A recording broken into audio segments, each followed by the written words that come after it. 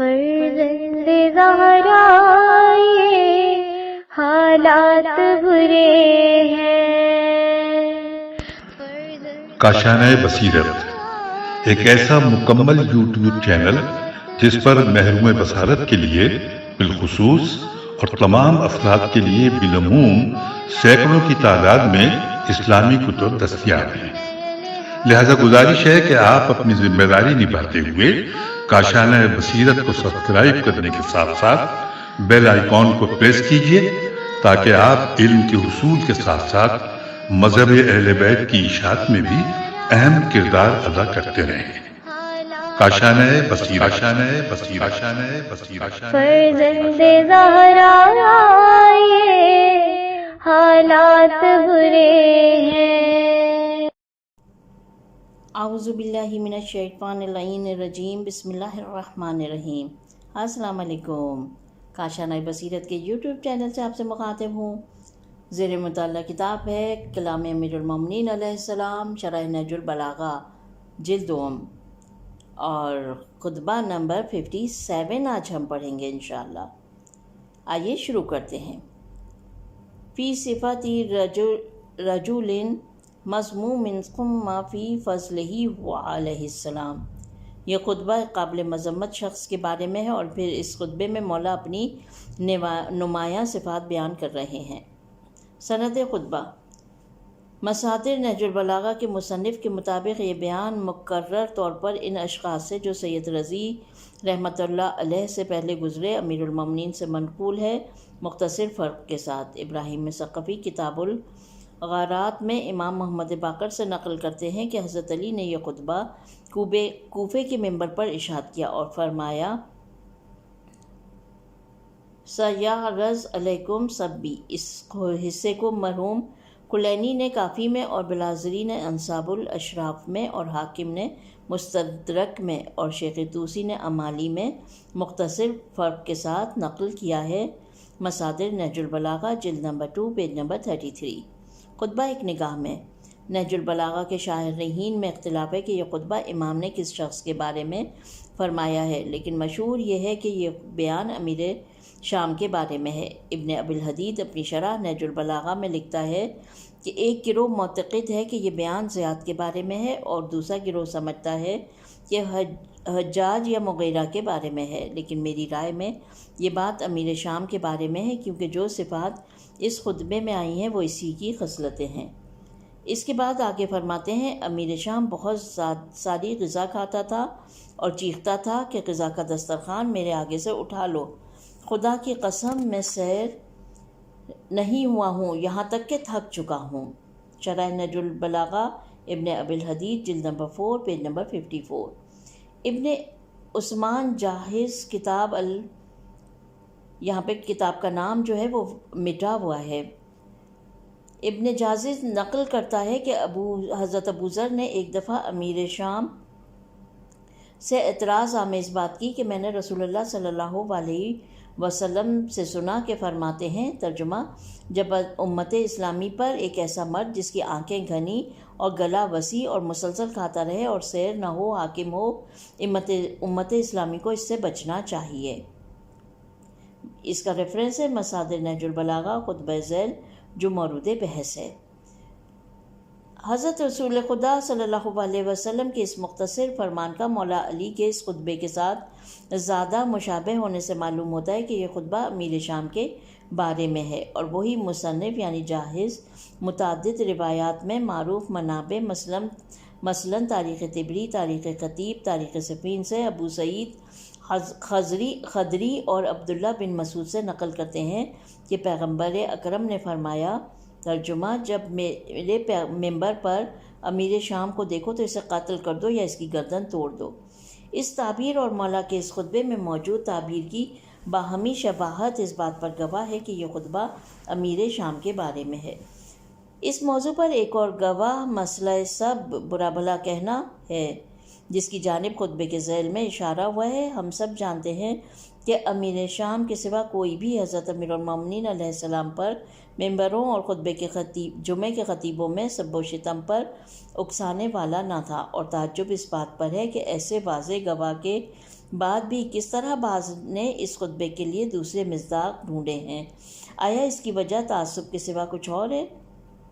بہرحال امام اس خطبے میں ایسے شخص کے بارے میں بیان فرماتے ہیں جو مستقبل میں امت اسلامی پر حاکم ہوگا، ایسا فرد جو پرخور اور زیادہ طلب کرنے والا اور بڑے پیٹ والا ہے، جو لوگوں کو امام کے لیے نامناسب باتیں کرنے پر ابھارتا ہے۔ امام اس پیشگوئی کے ضمن میں ایسے فرد کے مقابلے میں لوگوں کی ذمہ داری کو بیان فرماتے ہیں، جیسا کہ تاریخ کہتی ہے امام کی پیشگوئی بطور کامل امیر شام کی حکومت کے زمانے میں واقع ہوئی، اور اس خطبے کے ذیل میں امام اپنے بعض بڑے افتخارات کی جانب بھی اشارہ فرماتے ہیں۔ پہلا حصہ شروع ہوتا ہے۔ پہلا حصہ اس طرح: اما انہو سیظہر علیکم بعدی رجل رہب البلعومی، اور ختم ہوتا ہے ولیدت علی الفطرۃ وسبقت الی الایمان والہجرہ۔ ترجمہ ہے اس کا: آگاہ ہو جاؤ کہ عنقریب تم پر ایک شخص مسلط ہوگا جس کا حلق کشادہ اور پیٹ بڑا ہوگا، چوپائے کھا جائے گا اور جو پائے گا کھا جائے گا، اور جو نہ پائے گا اس کی جستجو میں رہے گا۔ تمہاری ذمہ داری ہوگی کہ اسے قتل کر دو، مگر تم ہرگز قتل نہ کرو گے۔ خیر وہ عنقریب تمہیں مجھے گالیاں دینے اور مجھ سے بیزاری کرنے کا بھی حکم دے گا، تو اگر گالیوں کی بات ہو تو مجھے برا بھلا کہنے لینا کہ یہ میرے لیے پاکیزگی کا سامان ہے اور تمہارے لیے دشمن سے نجات کا، لیکن خبردار مجھ سے بیزاری کا اظہار نہ کرنا، کیونکہ میں فطرت اسلام پر پیدا ہوا ہوں اور میں نے ایمان اور ہجرت دونوں میں سبقت کی ہے۔ شرح و تفصیل: خطرناک دشمن سے ہوشیار رہیں۔ جس طرح سابقہ بحث خطبہ ایک نگاہ میں کہا گیا کہ احادیث رسول خدا صلی اللہ علیہ وسلم اور بزرگان ماسلف کے فرامین سے متعدد شواہد ہمارے سامنے ہیں کہ امام اس خطبے میں امت پر امیر شام کے حاکم ہونے کی پیشگوئی کرتے ہیں اور اس کی حکومت کی وجہ سے جو خرابیاں پیدا ہوں گی ان کی طرف اشارہ کرتے ہوئے فرماتے ہیں۔ ترجمہ: آگاہ ہو جاؤ میرے بعد ایک مرد بڑے گلے اور بڑے پیٹ والا تمہارے اوپر مسلط ہو جائے گا، جس کو جو ملے گا وہ کھائے گا اور جو اسے نہ ملے گا اس کی تلاش کرے گا۔ یہاں پر خطبے میں ایک لفظ بلوم استعمال ہوا ہے، اس کی ڈیٹیل اس طرح ہے کہ گلے اور غذا کی نالی کے معنی میں ہے، اور رہب البلوم چوڑی گردن والا ہو سکتا ہے۔ لفظ کے حقیقی معنی میں استعمال ہوا اور ظاہری پرخوری کی جانب اشارہ ہو یا نفسیاتی پرخوری کی جانب کہ جس میں انسان کسی چیز سے سیر نہ ہو۔ اور دوسرا ایک اور جملہ ہے مندحق، مادہ حق بوزن قطع دفع کرنے اور دور کرنے اور کسی چیز کو باہر بھیجنے کے معنی میں ہے، اور اس لیے کہ جب پیٹ بڑا ہو جائے تو مخصوص شکل اختیار کر لیتا ہے، جیسے اپنی جگہ سے باہر آ گیا ہے، اس لیے بڑے پیٹ والے افراد کو منحقل بطنی کہتے ہیں۔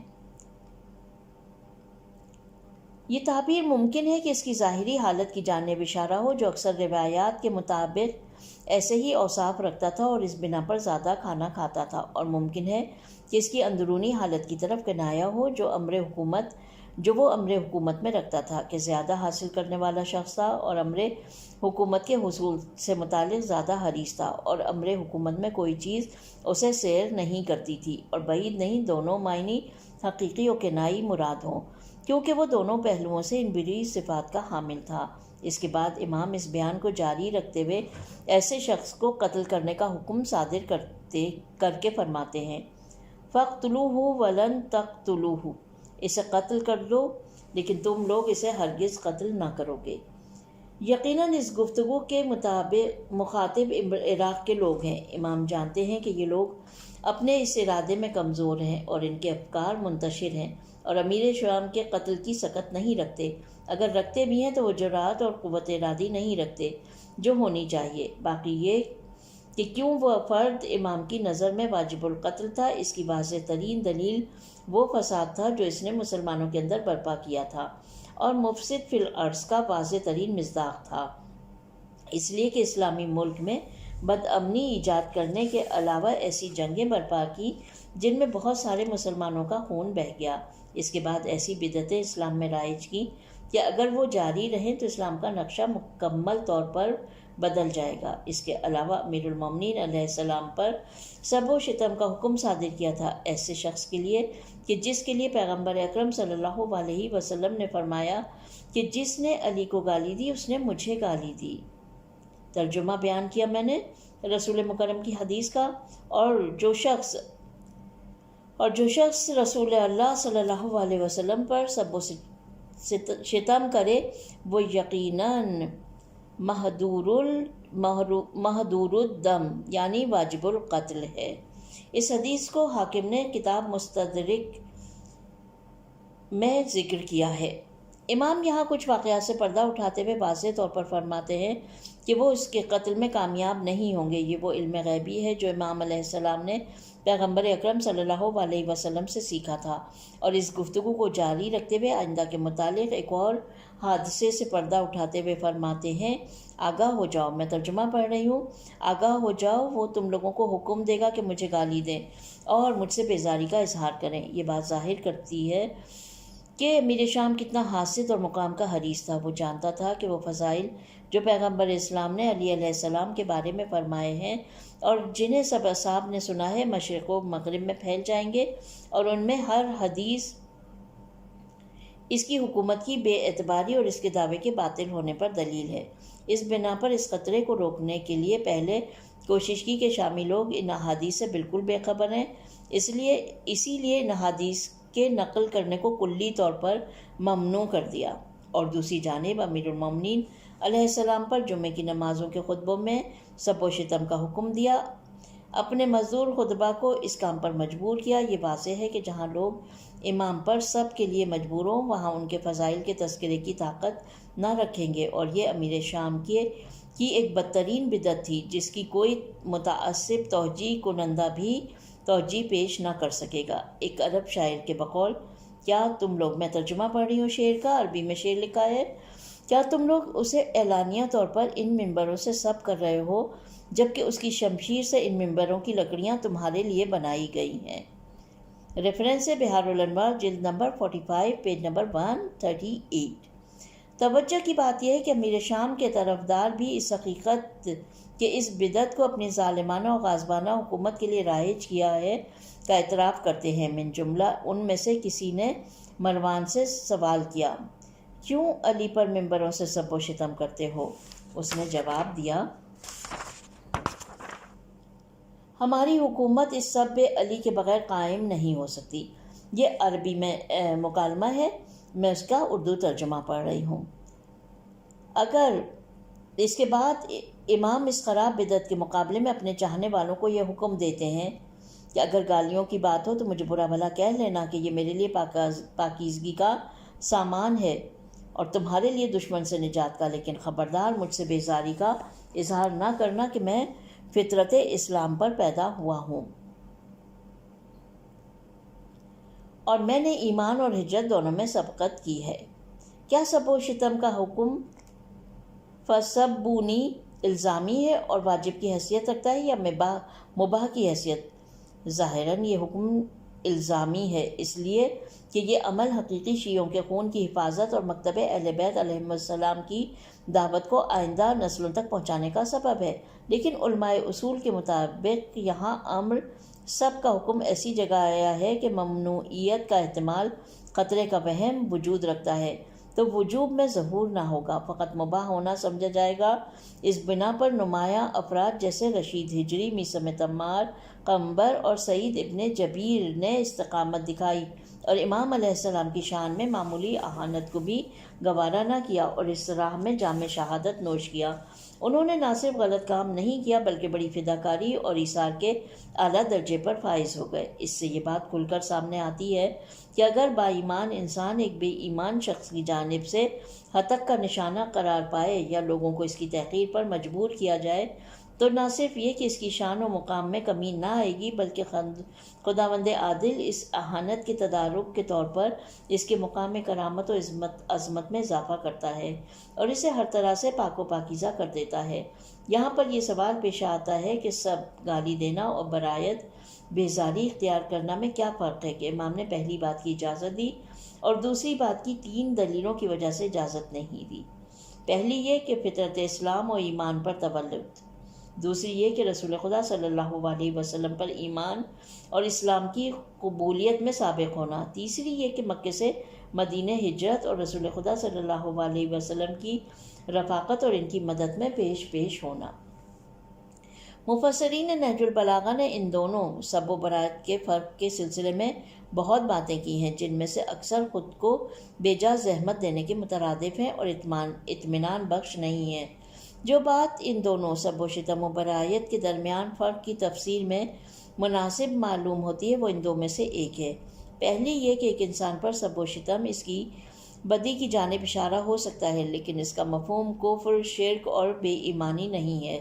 لیکن کسی سے اظہار بیزاری کرنا چاہے زبان سے ہی کیوں نہ ہو، اس کا مفہوم اس کے دین و آئین سے بیزاری ہے۔ جس طرح سورہ توبہ کے آغاز میں ہم پڑھتے ہیں بسم اللہ الرحمن الرحیم براءۃ من اللہ، نہیں، سورہ توبہ کے آغاز میں یہاں پہ بسم اللہ نہیں پڑھنی چاہیے اور عادتاً ہی یہ میری زبان سے نکلا ہے۔ ہم اس کی ابتدا میں پڑھتے ہیں براءۃ من اللہ ورسولہ الی الذین عاہدتم من المشرکین، خدا اور اس کے رسول صلی اللہ علیہ وسلم کی طرف سے بیزاری و دستبرداری کا اعلان ہے ان مشرک لوگوں کی طرف جن سے تم نے صلح و امن کا معاہدہ کیا تھا اور وہ اپنے عہد پر قائم نہ رہے تھے۔ اس بنا پر برایت امام کا مفہوم دین و اسلام سے برایت تھا، لہٰذا امام نے زبان سے بھی اجازت نہ دی تھی کہ اس برایت کے مرتکب ہوں اور اسلام و قرآن کی اہانت کریں۔ حقیقت میں ذاتی اہانت کی اجازت لی، لیکن اپنے مکتب کی اہانت کی اجازت نہ دی، چاہے لفظ سے ہو دل سے نہ ہو۔ دوسری یہ کہ بہت سے لوگوں کا خیال یہ ہے کہ اگر بات کہنے کے لیے مجبور ہو جائیں تو وہ صرف الفاظ پر اکتفا نہیں کرتے اور ساتھ ساتھ نیت سے بھی اجتناب نہیں کرتے، اس بنا پر کہ جب کوئی کسی کو طلاق کے صیغے جاری کرنے پر مجبور کرے تو عام طور پر صیغے کے وقت قصد الفاظ اور معنی بھی کرتے ہیں، اگرچہ طلاق مجبوری کی صورت میں باطل ہے لیکن قصد انشاء اس میں ہے۔ لہٰذا مجتہدین ایسے موارد میں طلاق کے باطل ہونے کے لیے معنی کو قصد ناب کرنے کے بارے میں کچھ نہیں کہتے بلکہ مجبور کرنے سے متعلق بات کرتے ہیں۔ غور کریں، سب و شتم کے معاملے میں بھی یہی مسئلہ ہے۔ وقت اجبار دونوں لفظ معنی کا قصد کرتے ہیں کیونکہ دونوں جدا نہیں ہو سکتے۔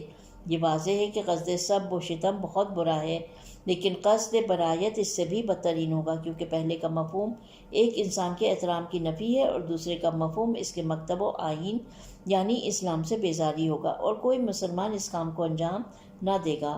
امام نے جن تینوں دلائل کی بنا پر تبرہ سے نہیں فرمائی ہے وہ بھی اس مدعا پر گواہ ہیں۔ قابل توجہ یہ ہے جیسا کہ امام نے فرمایا تبرہ کی نہیں سے متعلق 3 چیزوں کی جانب اشارہ کرتے ہیں، جن میں سے پہلی میں ترجمہ پڑھ رہی ہوں، میں فطرت توحید پر متولد ہوا ہوں، جبکہ آیت قرآنی اور روایات کے مطابق سب انسان فطرت توحید پر متولد ہوتے ہیں۔ یہ کیسا امتیاز ہے جس کی جانب امام نے اشارہ فرمایا؟ اس کا ریفرنس ہے شرح نہج البلاغہ ابن ابی الحدید۔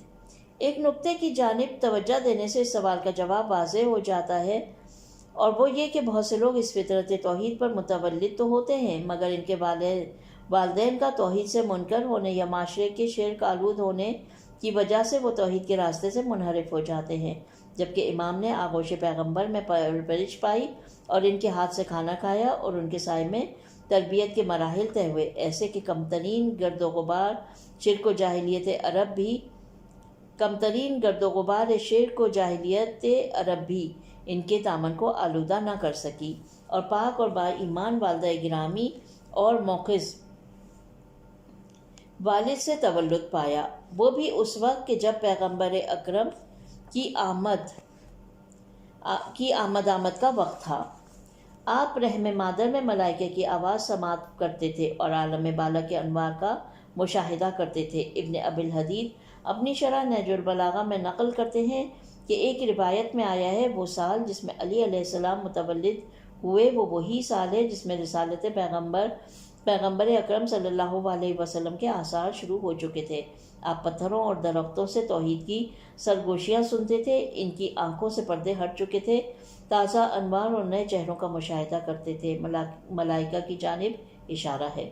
لیکن ابھی یہاں حضرت صلی اللہ علیہ وسلم کو کوئی خاص حکم نہیں دیا گیا تھا۔ پیغمبر اکرم نے اس سال کو برکت کا سال شمار کیا اور اس کو سنت الخیر و سنت البرکتہ کا نام دیا، اور اس مولود کی ولادت کی شب جب خدا کی قدرت اور بے مثال کرامات کو مشاہدہ کیا تو فرمایا، ترجمہ: آج رات ایک فرزت نے ہمارے لیے دنیا میں آنکھ کھولی کہ خداوند عالم نے اس کی برکت سے اپنی رحمتوں اور نعمتوں کے بہت سارے دروازے ہمارے لیے کھول دیے۔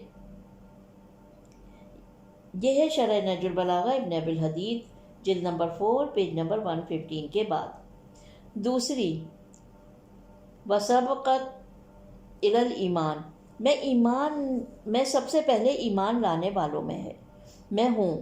امت اسلامی کا اجماع ہے کہ عورتوں میں پہلی خاتون جو ایمان لائیں وہ خدیجۃ الکبریٰ سلام اللہ علیہا تھیں، اور اسلامی دانشمندوں میں بشمول سنی اور شیعہ یہ مشہور ہے کہ مردوں میں ایمان لانے والے پہلے شخص علی علیہ السلام تھے، بلکہ ابن ابی الحدید کے بقول علماء اسلام میں اس مسئلے میں کوئی اختلاف نہیں۔ شرح نہج البلاغہ ابن ابی الحدید، جلد نمبر 4، پیج نمبر 115 کے بعد۔ توجہ رہے کہ 71ویں خطبے کی شرح اور تفسیر میں ضروری شواہد قرائن اس مسئلے کے بارے میں ذکر ہوں گے۔ فی الحال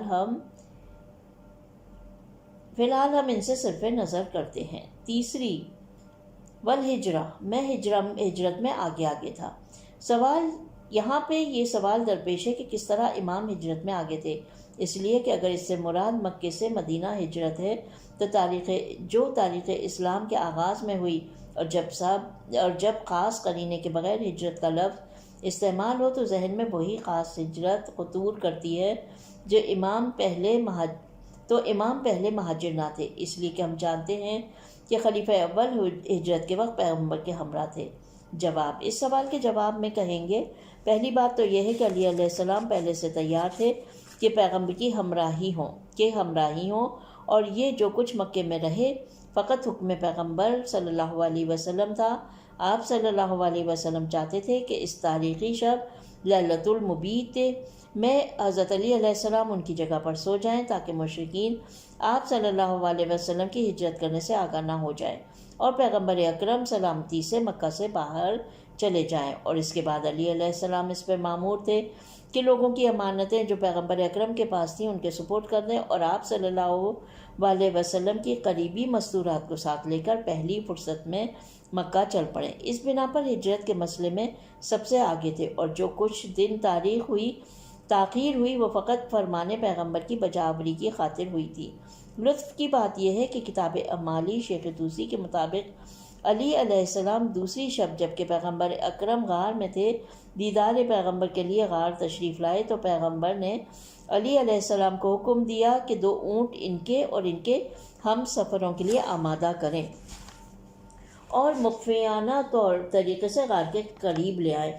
خلیفہ اول نے کہا، 2 اونٹ آپ صلی اللہ علیہ وسلم اور آپ کے ہم سفروں کے لیے میں نے پہلے سے تیار کر دیے ہیں۔ پیغمبر نے علی علیہ السلام کو حکم دیا کہ خلیفہ اول کے اونٹوں کی قیمت ادا کر دو، اور علی علیہ السلام نے ایسا ہی کیا۔ امالی، اس کا ریفرنس ہے امالی شیخ طوسی، جلد نمبر 2، پیج نمبر 82، اور بہار میں جلد نمبر 19، پیج نمبر 63۔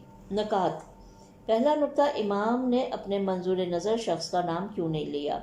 جیسا کہ ذکر ہوا، تمام قرائن ظاہر کرتے ہیں کہ جس شخص کے اوصاف اس خطبے میں بیان فرمائے ہیں اس سے امام کا مقصود امیر شام تھا، کیونکہ یہ اوصاف خاص کر سب و شتم کو روا رکھنا امیر شام کے علاوہ کسی اور شخص پر صادق نہیں آتا۔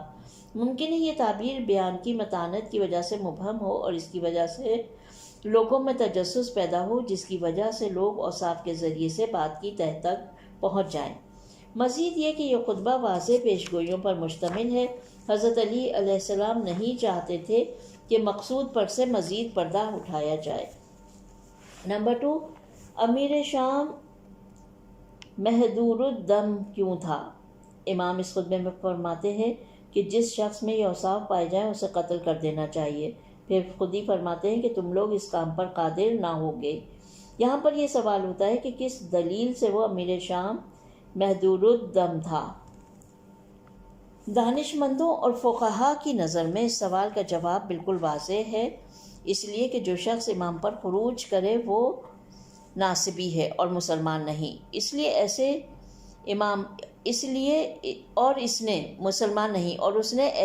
پر خروج کیا جس کی امامت نص رسول صلی اللہ علیہ وسلم اور لوگوں کی بیعت عامہ کے ذریعے ثابت ہے۔ مزید یہ کہ بے شک امیر شام ان لوگوں میں سے تھا جس نے فساد فی الارض کو وسیع پیمانے پر پھیلایا اور بیعت امام سے انحراف اور اس کے خلاف لشکر کشی کی خاطر بہت سارے خون زمین پر بہائے۔ امیر شام کی تکلیف دہ حرکات میں سے اپنے گروہوں کے ذریعے اطراف عراق میں قتل و غارت گری بھی ہے۔ اس کے حکم پر مصر میں محمد ابن ابی بکر کے قتل اور مالک اشتر کے قتل کے علاوہ ایسے دوسرے بہت سارے مظالم اسے صفحہ اول کے مفسدین فی الارض میں قرار دیتے ہیں۔ قرآن کے صریح حکم کے مطابق جن کی سزا قتل ہے، اب اگر معتصب افراد ان سب حقیقتوں سے چشم پوشی کریں اور غیر منطقی اتحاد اور بہانوں سے ان سب مظالم کی توجیہ کریں اور حقائق کا انکار کریں تو وہ اور بات ہے۔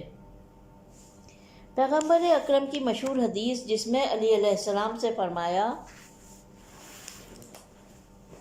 یا علی حربی و سلم کا سلمی، حقائق الحق، اس کا ریفرنس ہے حقائق الحق، جلد نمبر 6 پیج نمبر 41 سے 44 تک۔ علی تیرے ساتھ جنگ میرے ساتھ جنگ ہے، ترجمہ ہے اس حدیث کا، اے علی تیرے ساتھ جنگ میرے ساتھ جنگ ہے اور تجھ سے صلح مجھ سے صلح ہے۔ اور یہ سب جانتے ہیں کہ رسول اللہ سے جنگ موجب کفر تھی اور ایسے اشخاص کافر محسوب ہوتے تھے جن کا خون مباح ہے۔ اور دوسری حدیث میں آیا ہے ابن عباس رضی اللہ عنہ جب نابینا ہو گئے تھے اور ایک گروہ کے پاس سے گزرے کہ وہ لوگ کچھ کہہ رہے تھے، انہوں نے ساتھی سے پوچھا یہ لوگ کیا بول رہے ہیں؟ اس نے کہا علی علیہ السلام پر سب و شتم کر رہے ہیں۔ ابن عباس نے کہا مجھے وہاں لے چلو۔ جب پلٹ کر آئے ان سے کہا تم میں سے کس نے خداوند متعال پر سب و شتم کیا؟ انہوں نے کہا سبحان اللہ، جو شخص خداوند عالم پر سب کرے وہ کافر ہے۔ پھر ان سے پوچھا تم میں سے کون رسول خدا پر سب کرتا ہے؟ انہوں نے کہا سبحان اللہ، جو رسول خدا پر سب کرے وہ کافر ہے۔ پھر پوچھا تم میں سے وہ کون ہے جو علی علیہ السلام پر سب و شتم کرتا ہے؟ انہوں نے جواب دیا ہم سب نے یہ کام کیا ہے۔ ابن عباس رضی اللہ عنہ نے کہا خدا کو گواہ قرار دے کر گواہی دیتا ہوں کہ میں نے خود رسول خدا صلی اللہ علیہ وسلم سے سنا کہ آپ نے فرمایا جس شخص نے، ترجمہ پڑھ رہی ہوں میں، جس شخص نے علی کو گالی دی اس نے مجھے گالی دی، اور جس نے مجھے گالی دی اس نے خدا کو گالی دی، اور جس نے خدا کو ناسزا کہا خدا اس کو منہ کے بل آتش دوزخ میں پھینکے گا۔ ابن عباس اپنی بات ختم کر کے چل پڑے۔ آگے جا کر اپنے ساتھیوں سے پوچھا سنو دیکھو کیا کہہ رہے ہیں؟ کہا کچھ نہیں بول رہے ہیں۔ ابن عباس نے کہا جب میں یہ بات بتا رہا تھا تو ان کا قیافہ کیا بتا رہا تھا؟ اس نے جواب میں یہ شعر پڑھا، ترجمہ وہ تجھے سرخ آنکھوں سے ایسے دیکھ رہے تھے جیسے بکریاں تیز چھری کو دیکھتی ہیں۔ ابن عباس نے کہا تمہارا باپ تم پر قربان ہو۔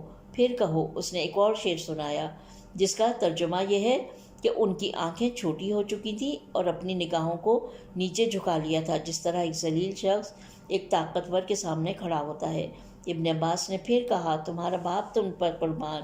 پھر کہو۔ کہا اس کے بعد میرے ذہن میں کچھ نہیں۔ ابن عباس نے کہا لیکن میں اس کو مکمل کرتا ہوں۔ ترجمہ ان کے زندہ لوگ اپنے مردوں کے لیے ننگو آر ہیں اور ان کے مردے باقی بچے ہوئے لوگوں کے لیے رسوائی کا سبب ہیں۔ اس کی جو تشریح ہے وہ اس طرح تفسیر ہے، تفسیر کہہ رہی ہوں میں، اس کا جو وہ ہے ریفرنس ہے وہ یہ ہے کہ مرحوم علامہ امینی نے اپنی کتاب الغدیر کی جلد نمبر 2 میں اس حدیث کو اہل سنت کے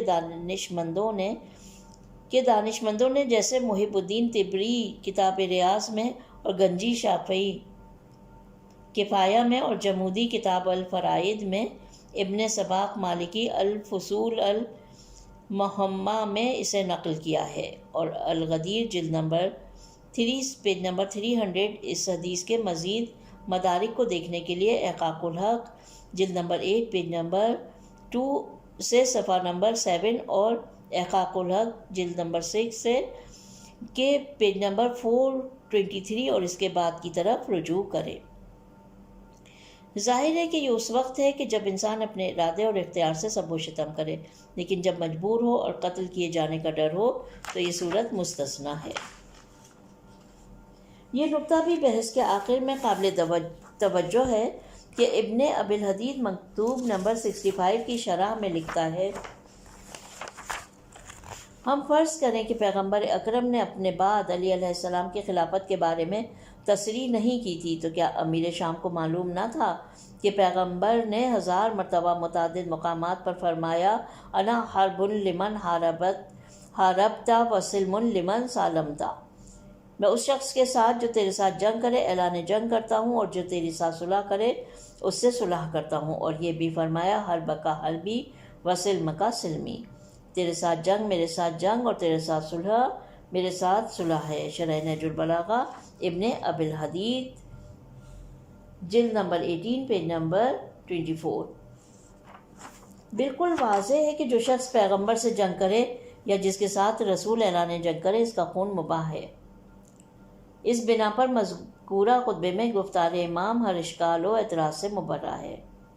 نمبر 3، امام پر سب و شتم کا افسوسناک تاریخچہ۔ تاریخ سے بس خوبی استفادہ ہوتا ہے کہ پہلا شخص جس نے اس خراب و قبیح چیز کی بنیاد ڈالی وہ امیر شام تھا۔ مرحوم علامہ امینی اپنی نفیس کتاب الغدیر میں لکھتے ہیں کہ امیر شام مسلسل اس بات پر مصر تھا کہ امیر المومنین کے مقام و منزلت کو گھٹائے اور جعلی روایات نقل کی جائیں، اور اس کام کو اتنا پھیلایا جائے کہ شام کے بچے سنتے سنتے جوان ہو جائیں اور جوان بوڑھے ہو جائیں اور بوڑھے مر جائیں۔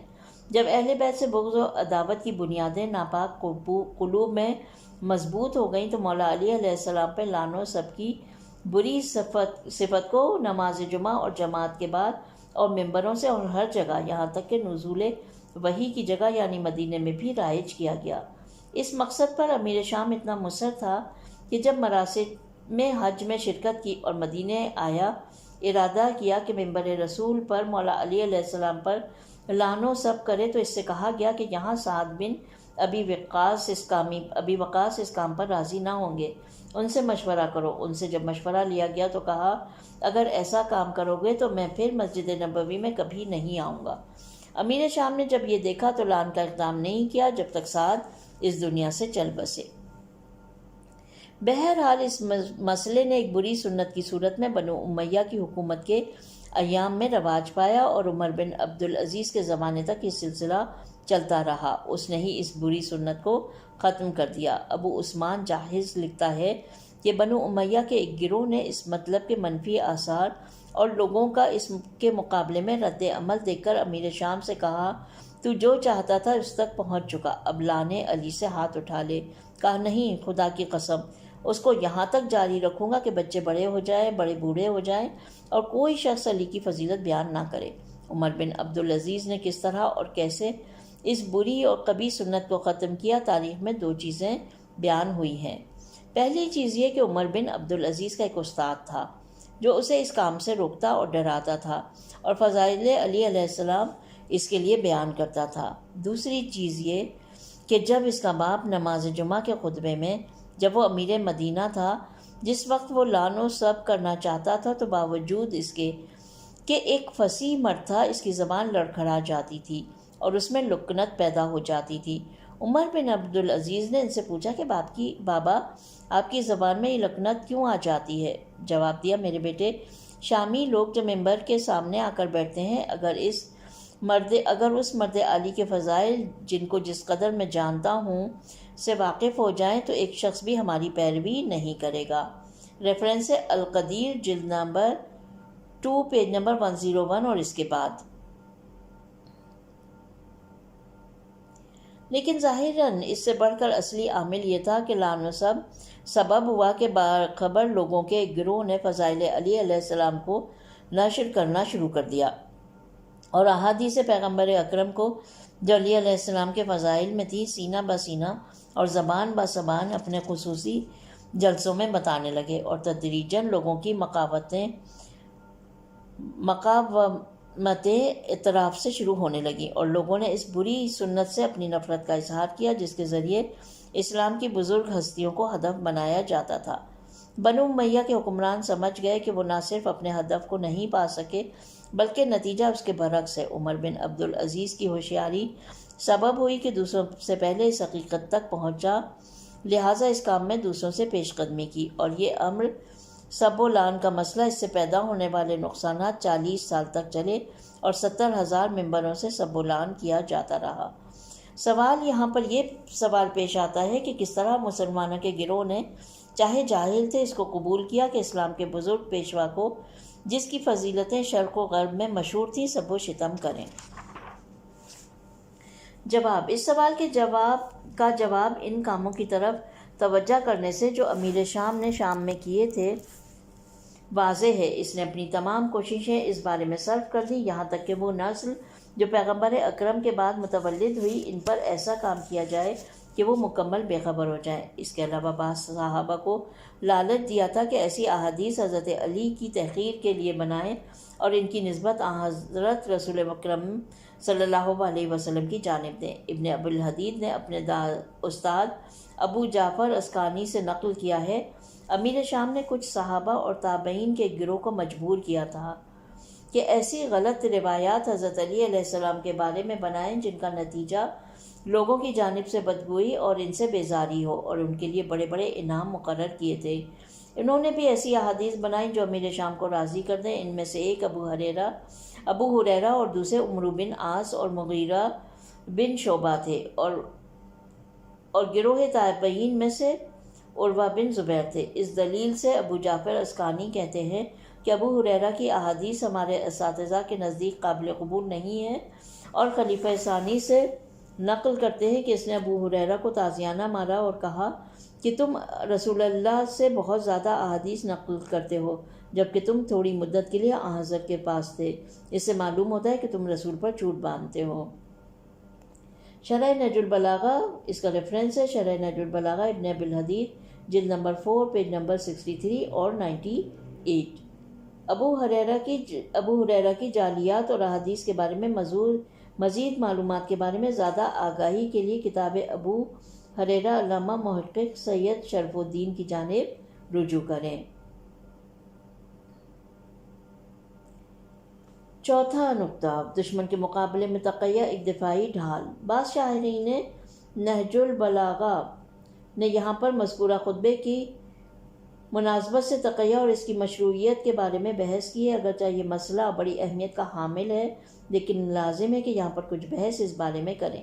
اس کی شرح کو دیگر مناسب مواقع کے لیے چھوڑتے ہیں۔ تقیہ لغت میں کسی چیز سے پرہیز کرنے کو کہتے ہیں، اور اسلام میں مختلف تعریفیں اس کے لیے ذکر کی گئی ہیں۔ سب سے بہتر یہ ہے کہ تقیہ یعنی اعتقادات یا اعمال دینی کو چھپا دینا، ضرر کے خوف سے یا دوسری مصلحت سے، من جملہ حلف سے وحدت اور ہر قسم کے اختلافات سے پرہیز مشترک دشمنوں کے مقابلے میں۔ اس معنی کا تعلق قرآن سے ہے۔ جب مسلمان اقلیت میں تھے، اس وقت پیغمبر اکرم صلی اللہ علیہ وسلم کے اصحاب کے ساتھ یہ مسئلہ پیش آیا۔ قرآن مجید میں ارشاد ہوتا ہے، سورہ مبارکہ آل عمران کی آیت نمبر 28 میں، ترجمہ پڑھ رہی ہوں میں، با ایمان افراد کافروں کو مومنین کی جگہ اپنا دوست اور سرپرست منتخب نہ کریں، اور جو شخص ایسا کرے گا اس کا کوئی رابطہ خدا کے ساتھ نہیں۔ اس کے بعد ارشاد ہوتا ہے، سوائے اس کے کہ وہ تقیہ کرے۔ اس آیت میں وضاحت سے دشمنوں کے مقابلے میں تقیہ کے مسئلے کو پیش کیا گیا ہے، اس طرح کہ اس میں بحث اور گفتگو کی کوئی گنجائش باقی نہیں رہتی۔ عمار ابن یاسر کے تقیہ کی داستان مشہور ہے۔ مشرکین کے مقابلے میں جب ان کو ایسے کلمات کی ادائیگی پر مجبور کیا تھا جو مخالف اسلام اور مخالف رسول اکرم تھے، وہ مخالفین کے دباؤ کی وجہ سے مجبور ہو گئے، اور جو چاہتے تھے زبان پر جاری کیا اور روتے ہوئے خدمت رسول میں آئے، اور وہ اس بات سے ڈرتے تھے میرا دین و ایمان برباد ہو گیا۔ رسول نے ان کو دلاسا دیا اور فرمایا کیونکہ کفر آمیز کلمات تم نے مجبوری کے صورت میں کہے تھے یہ تمہارے ایمان کو کوئی نقصان نہ پہنچائیں گے۔ اور اسی وقت یہ آیت شریفہ نازل ہوئی جو کہ سورہ مبارکہ نحل کی آیت نمبر 106 ہے۔ اس کا ترجمہ یہ ہے کہ وہ لوگ جو ایمان کے بعد کافر ہو جائیں سوائے ان کے کہ جو دباؤ کے تحت ہوں جبکہ ان کے دل مطمئن اور با ایمان ہیں، غضب خدا ان پر اور بڑا غضب ان کے انتظار میں ہے۔ مومن آل فرعون کی داستان جو قرآن مجید کی سورہ غافر میں آتی ہے بامقصد تقیّم میں سے ایک زندہ مثال ہے۔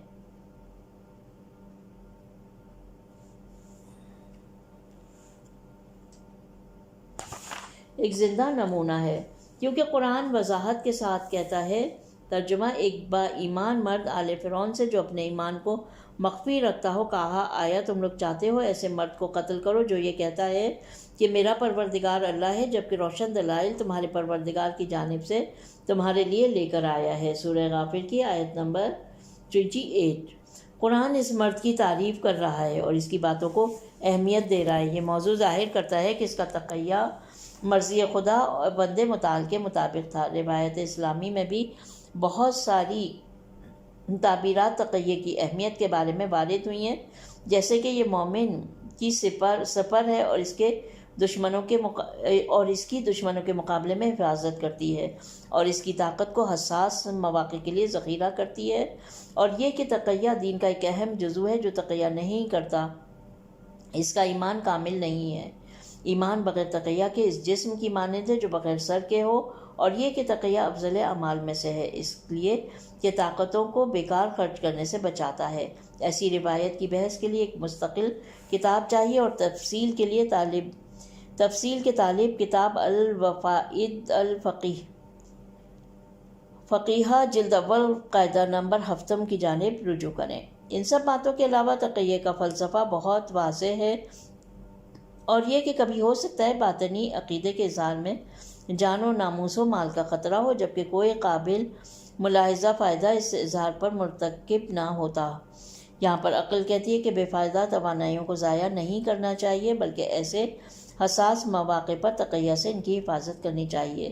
تقیہ کو ترسل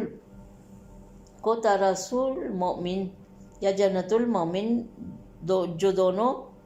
جو ہنتن، مجھے یہاں پہ صحیح اس کا وہ نظر نہیں آتا، یہ جنت المومن دونوں سفر کے معنی میں ہے، اس سے تعبیر کرنا بھی مذکورہ معنی کے جانب اشارہ ہے۔ حقیقت میں تقیہ ذمہ داری کے بوجھ سے فرار کا نام نہیں، بلکہ جنگی مہارت کے مطابق ہے کہ خفیہ طریقے سے اپنے مقابل سے اپنی طاقت کی حفاظت کی جائے تاکہ اصل موقع پر اس سے مکمل فائدہ حاصل کیا جائے۔ اس معنی کے بارے میں زیادہ تفصیل کے لیے مذکورہ کتاب القواعد الفقہیہ کے قاعدہ 7 کا مطالعہ فرمائیے۔ یہاں پر خطبہ نمبر 57 ختم ہو جاتا ہے، اور انشاءاللہ اس کتاب کے آخری پارٹ میں ہم خطبہ نمبر 58، 59 اور خطبہ نمبر 60 پڑھیں گے۔ خداوند عالم سے دعا ہے کہ وہ ہماری توفیقات میں اضافہ فرمائے اور ہماری اس کوشش کو اپنی بارگاہ میں قبول و مقبول فرمائے۔ ربنا تقبل منا انک انت السمیع العلیم۔ اپنا بہت خیال رکھیں۔ خدا حافظ۔